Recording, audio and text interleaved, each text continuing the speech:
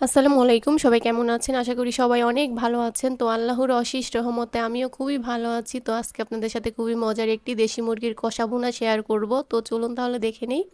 তো মুরগির মাংস রান্না করার জন্য চুলায় কড়াই বসিয়ে তেল আগেই কিন্তু গরম করতে দিয়েছি। এখন পেঁয়াজ কুচি আর কাঁচামরিচ কুচি দিয়ে দিলাম। এখন পেঁয়াজগুলো একটু ভেজে নিতে হবে। আর এটা কিন্তু দেশি মুরগি একদম ঝাল ঝাল করে তারপরে কষা ভুনা করব। এই কষা ভুনা মুরগির মাংসটা খেতে কিন্তু খুবই ভালো লাগে।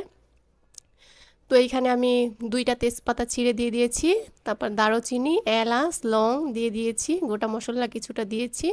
এখন পানি দিয়ে দিব মশলা কষানোর জন্য। 1 টেবিল চামচ লবণ দিয়ে দিলাম, 1 টেবিল চামচ হলুদের গুঁড়ো দিয়ে দিয়েছি, 1 টেবিল চামচ ধনিয়ার গুঁড়ো দিয়ে দিলাম, 1 টেবিল চামচ লাল মরিচের গুঁড়ো দিয়ে দিয়েছি, 1 টেবিল চামচ আদা বাটা, 1 টেবিল চামচ রসুন বাটা দিয়ে দিলাম, 1 টেবিল চামচ জিরা বাটা দিয়ে দিয়েছি। এখন মশলাগুলো একসাথে ভালো করে নাড়াচাড়া করে কষিয়ে নিব। একদম তেল উঠা পর্যন্ত অপেক্ষা করতে হবে।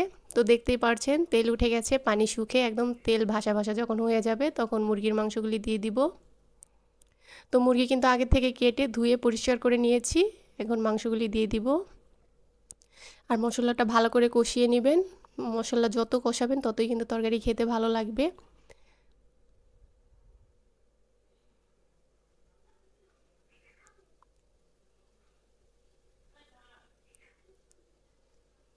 আগে থেকে ধুয়ে রেখেছিলাম, তো আমি মুরগির মাংসগুলি দিয়ে দিয়েছি।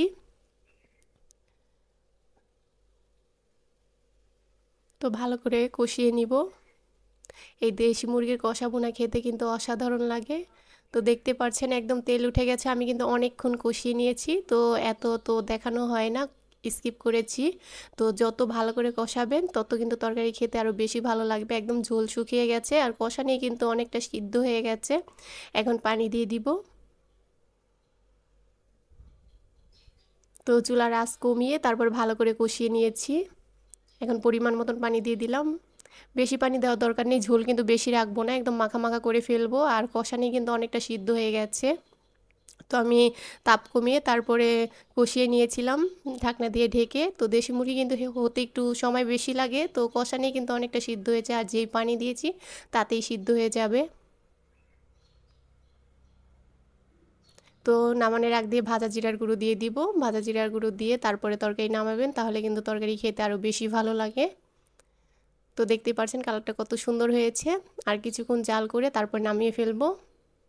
তো মাখা মাখা করব, বেশি পাতলা ঝোল রাখবো না। তো তরকারির ঘ্রাণটাও কিন্তু খুব সুন্দর বের হয়েছে। আর এই দেশি মুরগির কষা ভুনাটা খেতেও কিন্তু খুবই ভালো হয়েছিল।